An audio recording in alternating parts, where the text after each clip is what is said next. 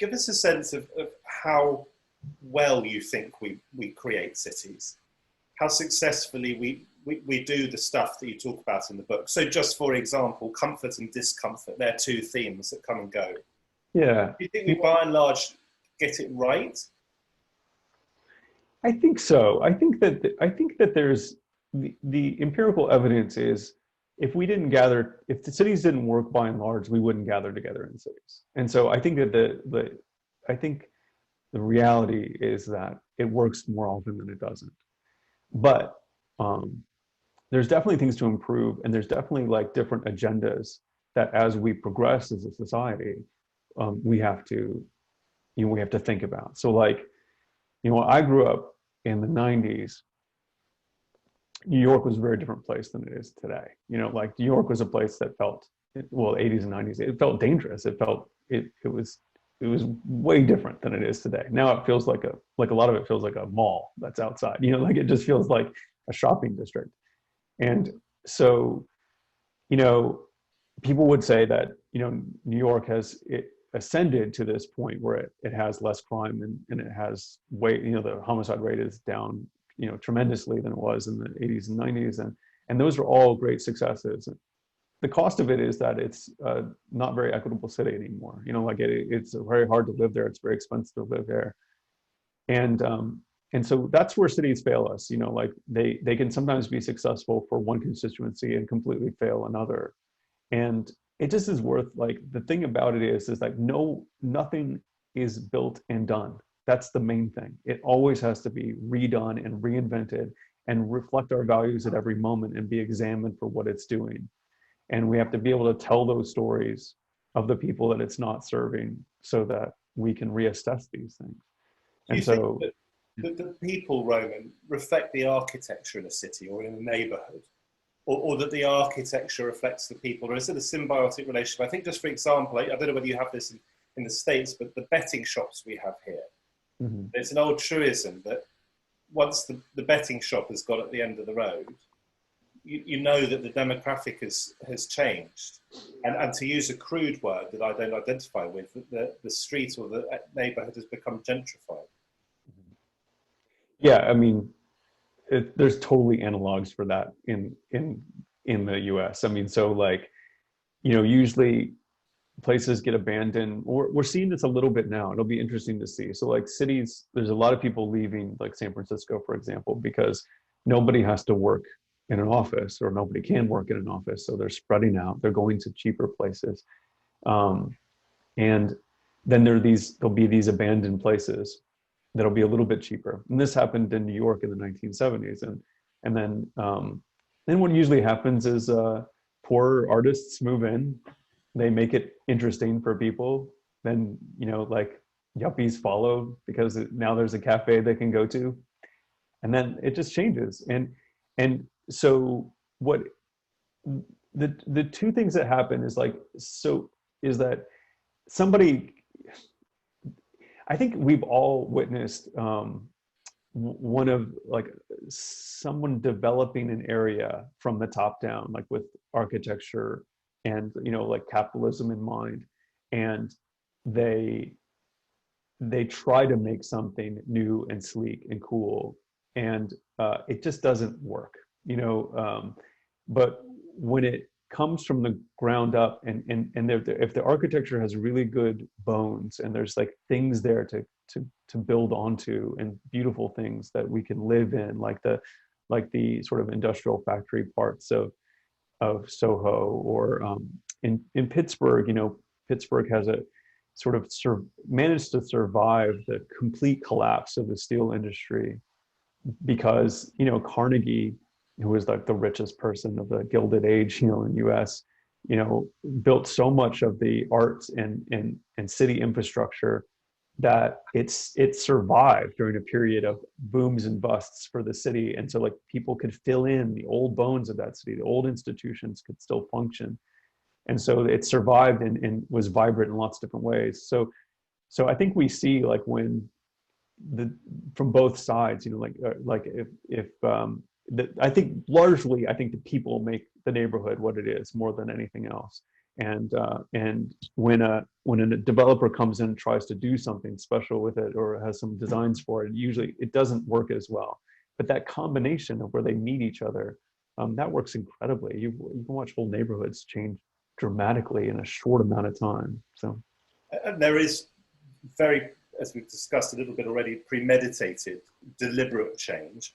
I'm thinking, for example, in Japan, it's an example that you give in the book of the Ice Grand Shrine, I think, where there's this renewal every so often, deliberate renewal, and then there's incremental change, and those two things are very different, aren't they? I want to lean in for a moment, though, into the detail, because we've been we've been jumping up on the scaffolding of things and looking down. But sure. Give us an example, or a couple of examples maybe, of the little things that we really just don't notice. I think of an example myself, not that many years ago, when I first realised why there were bubbles on the corners of our streets, of the sidewalks. And that's so that people who have visual impairments don't walk into the road. They realise because they hit the bubbles. Yeah. And I mean, I probably spent 30 years living in London, 30 years of my life, until I realised that's an example of one of the things that, of course, people for whom that's relevant, they know it intimately. But it's an example of one of the things that you would point out to us and ask us to look at. Yeah, one of my favorites is, and I don't know if there's an equivalent to this in the UK, but are these things called Knox boxes. And these are little safes. They're about this size, and they're affixed beside doorways in apartment buildings or any sort of commercial real estate. And what they are is a set of safes that have keys to the building inside of them, or some kind of control over how to get into the building. And they're the fire department, emergency services has a key to get in those boxes and get into the building in case there's an emergency without having to knock down the door. And so these are everywhere, and I had never noticed them before until a fireman wrote me, and she was like, "This is like you really got to do a story about these. These are way up your alley." And then you walk around, and they're literally at eye level, like they're right there for you to notice, but you do not see them. And so, but they're basically every 6 feet, in a U.S. city. So I love that one. I love, it's not just the ones you do or don't notice. Like I love those surface dots to remind people, like with visual impairment, but just the curb cut ramp themselves. It's not only just the things you don't notice, it's the thing you don't notice of like why it's so important. Like that there was a whole group of people that fought like hell to get those ramps put in and make the city more accessible to people in wheelchairs. And it ended up making the city better for every human being, like who runs a stroller, just navigates the world, like having ramps up, like little tiny ramps up to the curb helps so much. And so I like noticing those things too. And then, of course, Roman, there are things that we do notice, but that we might not understand, even though we feel ourselves noticing them. So let me give you just a quick couple of examples. Yeah. I think of San Francisco, the city that you know very well. And you have those endless wires, which I presume are telephone wires. And I see them and think they're beautiful every time I see them when I'm in the city, or I see pictures of them. But I still don't know why San Francisco has all these exposed wires in a way that other cities don't. Another example in New York, and I think this is probably more of the 80s or 90s, but the steam that comes out of the road. Do you know when you're driving down the road and you get those, I don't know whether I still don't know whether it's drains or what is it. So can you explain those two phenomena to me, please? Yeah, so with San Francisco, the wires overhead, one is they're not all telephone wires. A lot of our buses run on electrical wires that are the electric conduit is carried from the wire into the electrical bus, and so they follow these lines where they're above. And if you're here for any amount of time, you'll be walking along and you'll see the bus driver have a long pole to reconnect one of their connectors to those wires, and I'm always delighted by it and a little bit terrified that they're going to get electrified and killed, but they never do. So that's one. You see a ton of those wires everywhere. In general, it doesn't always break down this way, but with newer communities, it depends on their sort of value of what they're trying to do. But really new wealthy communities tend to put all their wires below ground when they have the money and the ability to do it. But some cities just don't prioritize that. It is just, there are just wires everywhere, and that is just the nature of it. And I think maybe it has to do with a little bit of topography and the difficulty of the city of San Francisco to have more things underground. But yeah, we have a lot of things up in the air. That's just the way it is. Steam. Well, the main reason why you see steam coming up from the ground in New York has to do with the subway system.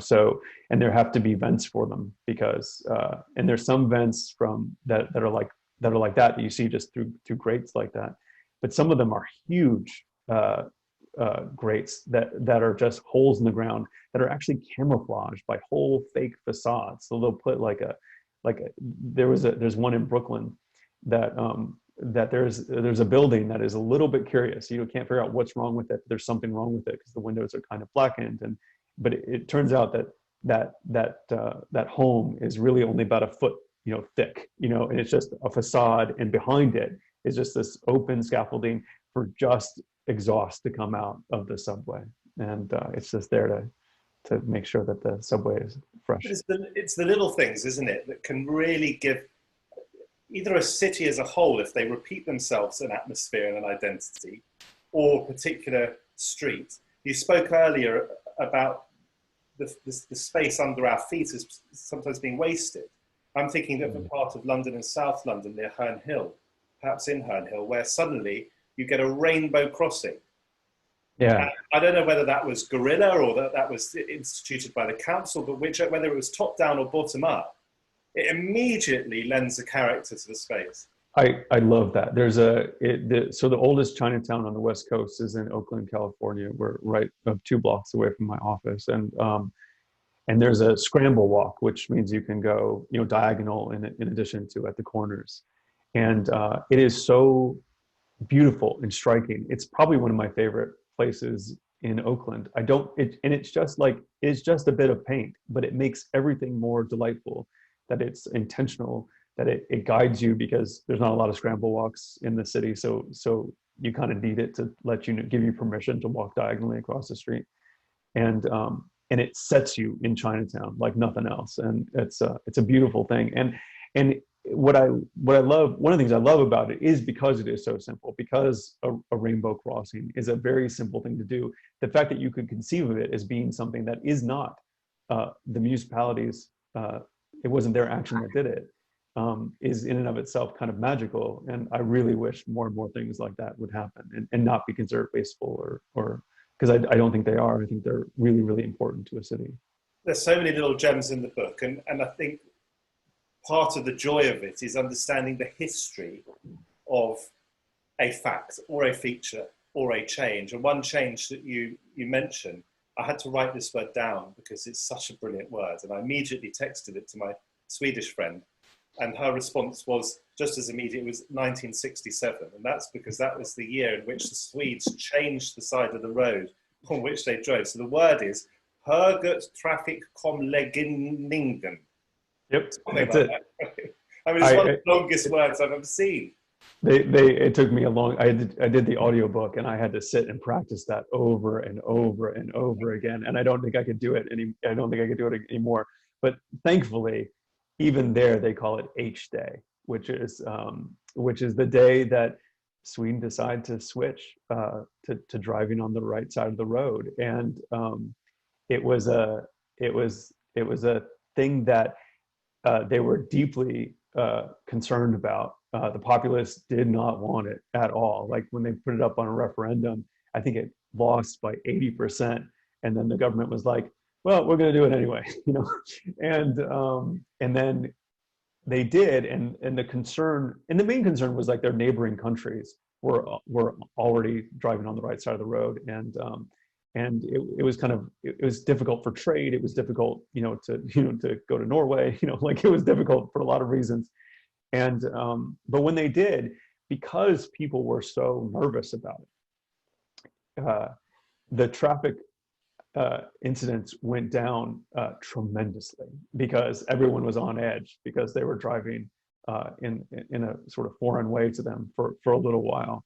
And so it's one of those great moments, and we have this in the start of Will Coley did this radio piece for us, and just like you mentioned with your friend, you can call someone and say like, so when was Hday, and they'll name you the date, and then or you'll say, so what happened in 1967, and they'll say that was what happened, like that is the big event. Talk to us a little bit about the history of things then. I don't know whether you're familiar with Peter Ackroyd, but he's someone who's written extensively about the history of London. I think you'd find him fascinating, and the way the streets work together and what lies behind them, I think. But and I may be misdescribing what he's done, but I interviewed him many years ago, and I think he really gets into the bones of a place. I mean, he walks and walks and walks the streets, I think. One of the examples that you give in the book is the Colosseum. It's an obvious example in one sense, of course, because it invokes ancient history. But you opened my eyes to a different element to it, which was there was at one point, not so many decades ago, maybe 100 or 200 years ago, when it was interesting for botanical reasons. Yeah. And there was all these incredible number of plant species growing there, which then was very self-consciously by a secular Roman government or secular Italian government wiped out. And understanding that and understanding how bits of history intersect, connect, or wiped out or reinvigorated adds to the atmosphere, doesn't it? Adds to the sense of a place. I think the history of a place just makes it come alive in all these cool ways. And it just like, just getting your mind reset to the idea that this thing that's being presented to me, this thing I'm experiencing, is not the way it's always been. And to imagine, like the Colosseum is one of those things that it's by definition presented to you as a thing that has always been there. Like that's part of its mystique to people. But to think of it covered with trees and grass and exotic fauna and flora mainly, but a little bit of fauna, because it was like when it was left to ruin originally, just plants started growing because that's what plants do. They grow, and there was no notion that you were going to preserve this marble edifice, for the sort of the exaltation of the ancient Greeks. You know what I mean? Like there was no notion of preparing this idea of, to keep this thing preserved in this way. There was a totally different notion of what preservation was, and most of it was just to let it go. And people went to the Colosseum to collect plants. It was this glorious place because it was this place that different plants had like shown up maybe in the fur of exotic animals, and birds were attached to lions and stuff. Like weird plants grew there that grew nowhere else in this collection. And when it sort of like knowing the history of that, like rearranged my concept of that as a place, and I love when that happens to me. I get delighted. Tell us about how green space impacts on the environment and whether it has an effect on the mentality of the inhabitants. I think of London, and again, hugely important, particularly during lockdown, but anyway, our parks. And I went to Richmond Park last week, just on the outskirts, still in London, in the London borough of Richmond. I saw stags rutting in the most extraordinary way.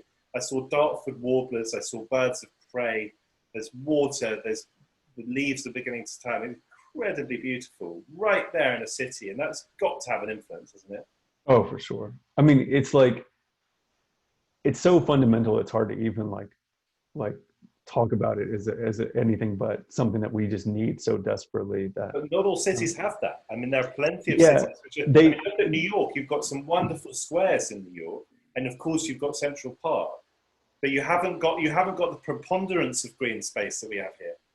It's true, but when you think about Manhattan in general, and how it was exploited in different time periods of its existence, the fact that Central Park exists is a minor miracle when it comes to US capitalism. I mean, it is just, and the fact that this much of the most valuable real estate in the world could be reserved for this place, that really, through Frederick Law Olmsted and his sort of vision for what a place would be like that type of park, it is really stunning, and it really sort of affected the world in these interesting ways. I mean, like a lot of people wanted up to that point parks to be extremely manicured spaces with just lawns, and they were inspired by Italian Renaissance like pictures of just like a grassland or something, and they had this vision of this time period that parks should be, you should have the rocks, you should have the streams, you should have the hills, it should feel like nature in this moment. And this was a revolution in parks. And I think of it as like one of the most valuable things like that exists in this world, is to have natural space. I mean, the Bay Area where I live is an extremely difficult place to live in some ways. It's extremely expensive. It's just intense. But what it has is like, I can drive 40 minutes and go to a hill or a beach. It engages with the natural environment so well that I love it. I love it.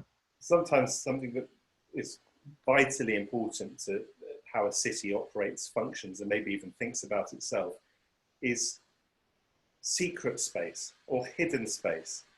So I think it's a cliche, but if you think about Paris, you might hear someone say, well, Paris, it's obviously beautiful and grand, but it's kind of what you see is what you get. And that may be unfair. But in London, which is less grand, many of the treats and the special things about this city are hidden away. There's so much variety, you get the sense, behind closed doors. And we've got such variety in our buildings that you just think behind those facades, there are these hidden, wonderful worlds. I mean, that's a great joy of a city. And like when you take someone, if someone comes to visit you and you take them to your hidden spaces, like that's one of the greatest reasons to have people come visit you.